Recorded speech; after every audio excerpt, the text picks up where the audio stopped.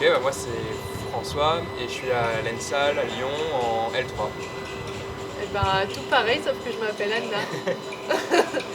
Tout pareil sauf que je m'appelle Sophie. Alors, donc, je m'appelle Marie, je viens de l'école de Clermont-Ferrand. Je fais le master qui s'appelle Métaphore, donc c'est le master qui s'occupe du patrimoine. My name is Rashid Atinawi from Syria, Damas. Now here in Saint-Étienne School of Architecture for grad master. Bonjour, je m'appelle Aaron Pasmar. Je suis Tom Dezinde. Moi c'est Elodie Fournel et je suis à l'école de Saint-Étienne aussi en première année. Et moi je m'appelle Sergio Tejerina. Là-bas j'étais un étudiant d'échange de la Bolivie, mais maintenant j'ai décidé de rester là-bas. Je m'appelle Edgar, étudiant en M1 été à l'école d'architecture de Clermont-Ferrand. Ça signifie en gros éco-conception des territoires des espaces habitables. Le pierre, c'est un matériau que je connaissais avant. Mon père l'a beaucoup travaillé, donc je l'ai beaucoup vu faire. C'était de la retaille de pierre. Il récupérait des pierres anciennes de construction et donc il les retaillait un peu par rapport à ce que lui voulait construire. La pierre, c'est aussi notre histoire. Presque tous les bâtiments qu'on voit aujourd'hui, c'est fait en pierre. Et là, quand on était en train de les tailler, ils passaient à côté de nous et ils nous disaient c'est des fossiles, c'est une dent de requin, c'est un coquillage. C'est génial. Pour moi, j'ai fait des chantiers de restauration des monuments historiques à l'association.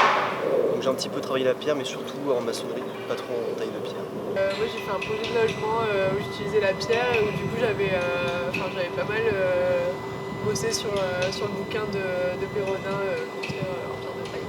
Du coup j'étais contente de l'avoir en cadeau, c'était cool. C'est la première fois qu'on est vraiment plongé à travailler un matériau et à le découvrir. This is the first time I worked with this material. The working in stone is very interesting. You will learn the techniques, how you can dig, and what's the right technique for like giving the good impression for the stones. Je pense que c'est important de pouvoir vraiment être confronté à la matière, pouvoir la toucher, la comprendre vraiment. Avec ça, l'architecture et comment on va construire. Maintenant qu'on connaît vraiment ses propriétés. Puis plus que le voir, c'est le travailler. Donc du coup, nous on en sait plus sur ça et on sait du coup ce qu'on travaille et après avec quoi on va travailler plus tard. Je crois que c'est nécessaire pour savoir comment est-ce qu'on travaille la pierre et quel type de granulométrie, comment est-ce qu'on travaille avec quel type de pierre pour savoir effectivement comment travailler avec justesse en architecture. J'estime que sans les artisans, un architecte n'est rien, parce que c'est l'artisan qui réalise ce qu'on a dessiné. Et mieux on connaît leur travail, mieux on connaît leur façon de travailler, mieux on va pouvoir savoir quoi dessiner, comment le dessiner et comment ça se monte. An architect should learn this, especially when he have to supervise the site for construction. So it was really good and wonderful, yeah, working here. Je sais pas si je serais plus à l'aise pour l'utiliser en projet. Après ouais, peut-être plus intéressée et surtout plus sensible à la manière de faire. Plus sensible pour faire des recherches dessus, pour l'utiliser, mais je sais pas comment l'utiliser. Ouais non c'est vrai que c'est juste l'expérience limite vraiment brute, c'est ça, c'est tailler sa pierre mais après sans réel savoir sur comment on les assemble ensuite. Mais rien que ça c'était intéressant là en 3 jours. Ouais, c'est grave encourageant à aller voir d'autres matériaux et justement à les travailler, à essayer de les utiliser nous. Enfin, c'est vraiment top pour moi. Déjà en savoir beaucoup plus sur la pierre et puis forcément sur les autres matériaux. Je pense que c'est la base du métier d'architecte, de connaître les matériaux. On ne peut pas toujours se travailler avec le béton, les moellons. Il faut savoir à un moment se diversifier. Et puis, je pense que c'est un métier qui est aussi en pleine mutation et savoir s'adapter aux matériaux de demain, je pense que c'est important aussi. Je suis à la recherche de cette interaction-là avec les artisans. Au sein des études, ça reste trop rare à nous. Bonjour, c'est Lia, organisatrice du workshop. Bonjour Marie. Tom. Et Laurie. Je suis la seule à avoir dit organisatrice. On est tous organisateurs. Donc, je m'appelle Christophe Chevènement, je suis tailleur de pierre. Je fais ça donc avec mon père. Alors, je suis tailleur de pierre depuis 1966. D'accord. Donc, ça veut dire pas mal de temps. Donc j'ai 73 ans.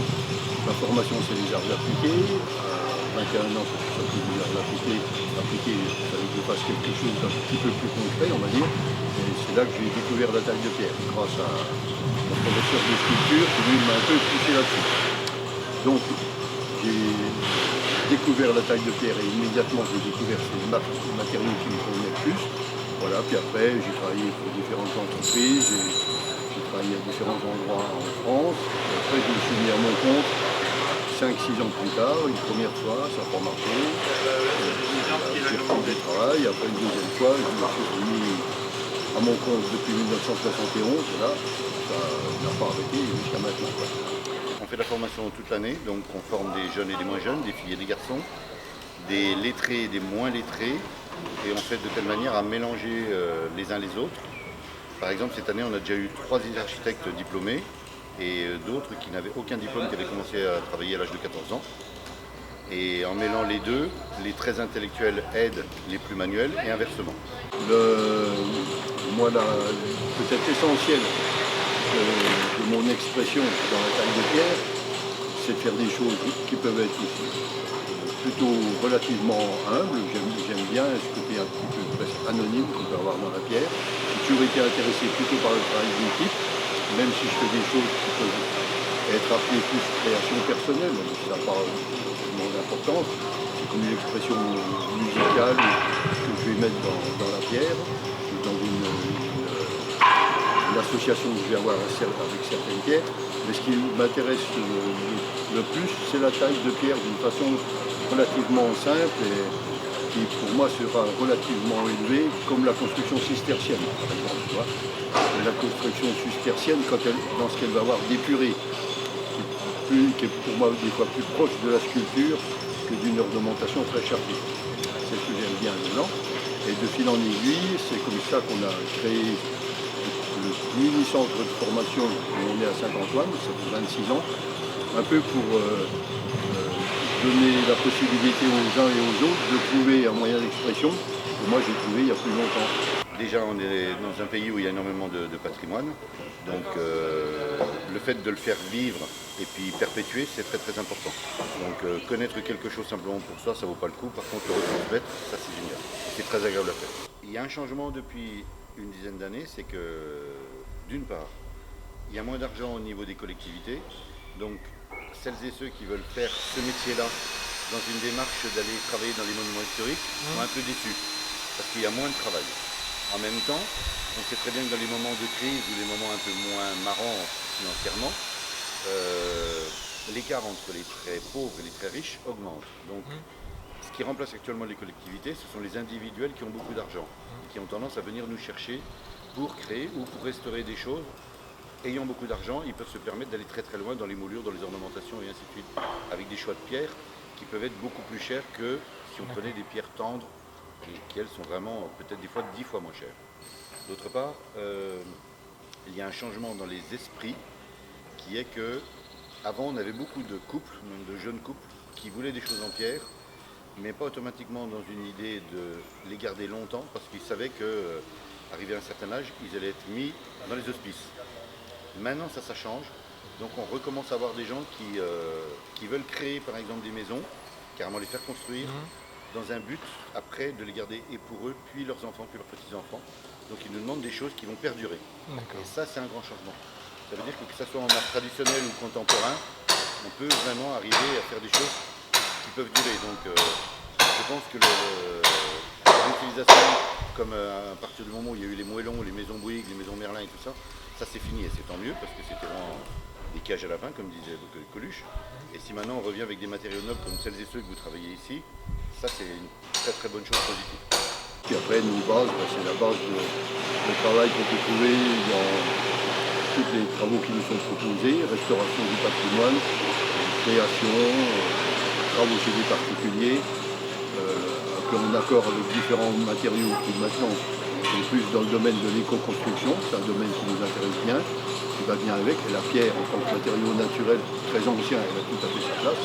Le workshop pierre vient en continuité du workshop terre qu'on a amorcé en octobre 2015. C'est une possibilité pour nous, étudiants architectes, de découvrir des matériaux qu'on a en quelque sorte oubliés et qui sont pourtant d'actualité et qui ont des qualités écologiques et des qualités économiques importantes. Qui sont aussi des enjeux d'aujourd'hui, alors qu'on n'en parle pas assez.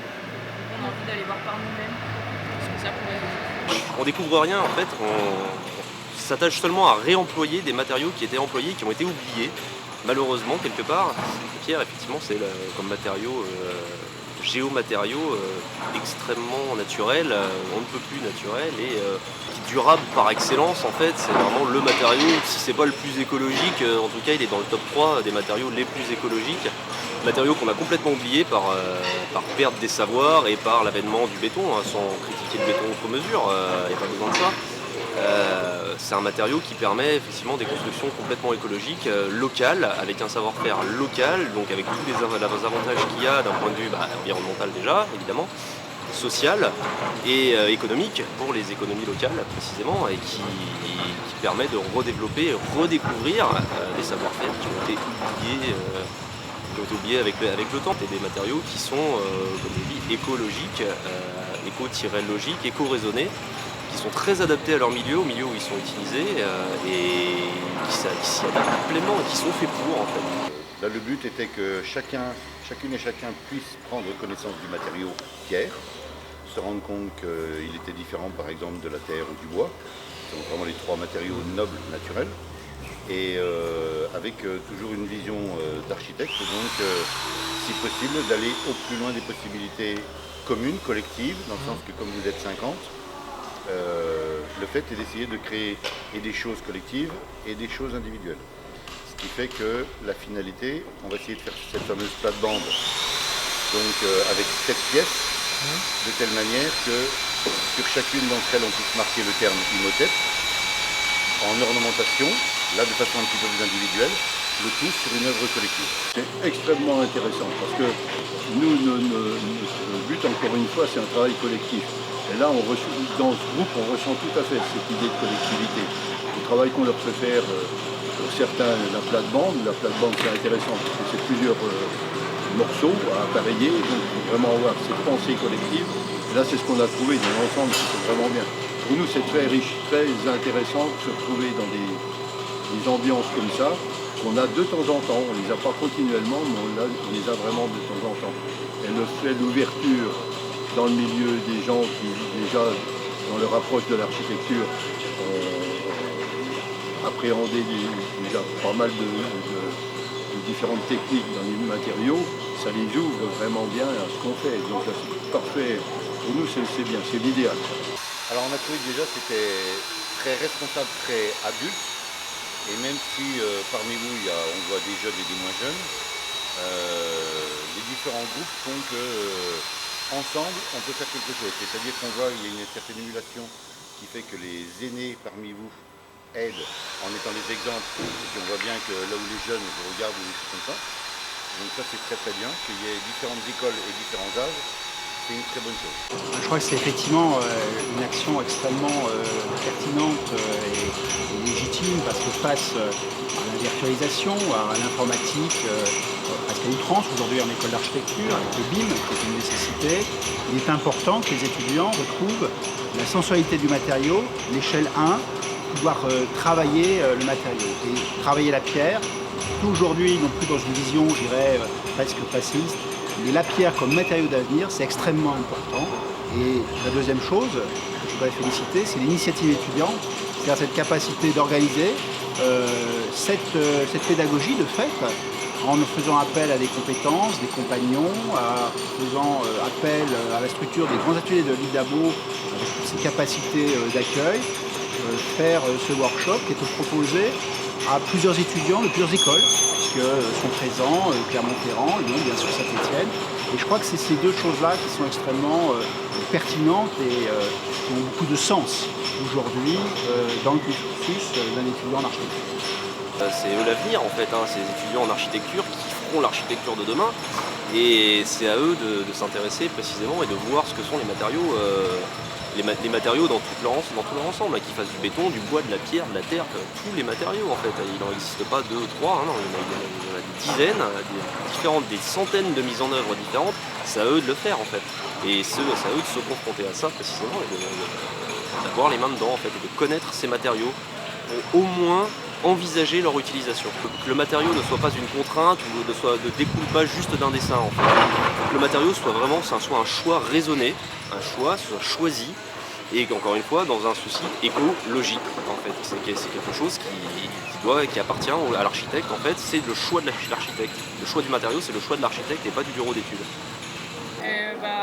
Déjà la première grande participation financière, forcément on a besoin de ça, ça vient de la région. Donc je les remercier pour nous aider à pouvoir rendre ça possible. Ensuite, le workshop a pris place aux grands ateliers de l'île d'Abo. Donc aussi on les remercie pour nous avoir mis à disposition le matériel et l'outil pour nous permettre des bonnes conditions de travail. Ensuite l'école nous soutient quand même dans nos actions.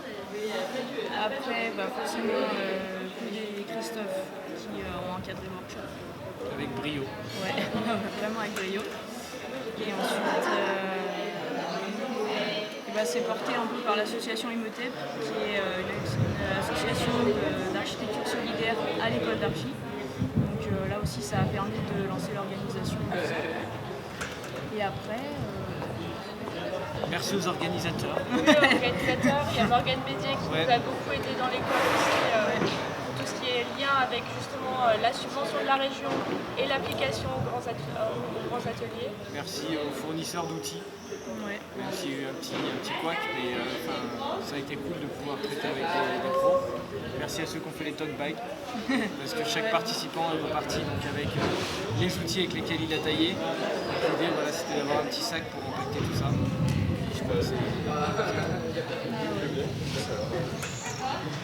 Merci, c'était cool. Nous, on est partant pour commencer quand vous voulez.